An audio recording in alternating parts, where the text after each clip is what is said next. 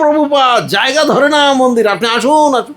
ওই প্রেসিডেন্টটাও ছিল সহজিয়া, ওই মন্দিরের যিনি অধ্যক্ষ, ওটা আমাদের ইসকন মন্দির ছিল না, এটা ভারতীয় মন্দির। ও ছিল একটা সহজিয়া। তো ও ভাবছে যত লোকের দীক্ষা দেবে ততক্ষণ আমি বাড়বে মন্দিরের, ভালো তো দেখ। ভক্তিবেদান্ত স্বামী যদি দীক্ষা দিয়ে যায় ভালো তো দেখ। ও সেই সবারই বলি কই নিয়ে আসে, আর সবাই বসে আছে।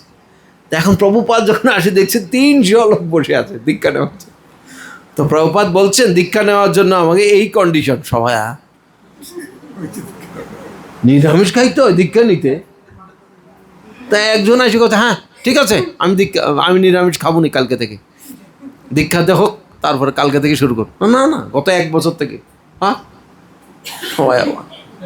তো যাই হোক, তো সেইখানে প্রভুপাদ যা কন্ডিশন দিয়েছেন সেই কন্ডিশন শুনে সেখান থেকে 3 জন মাত্র দীক্ষার জন্য অ্যালাউ হয়েছে। বসছিল কতজন? দীক্ষা পাইছে কয়জন? শূন্যগুলি উঠে গেল সব। যারা উঠে গেছে সব শূন্য, মানে তাদের হৃদয়ে কোনো ভক্তি নাই। তাই জগতের এইরকমই দশা। এখন আমাদের নিরাশ হলে চলবে না, হ্যাঁ না? আমাদের তাকাতে হবে 3-এর দিকে। 3 জন তো আছে, হ্যাঁ না?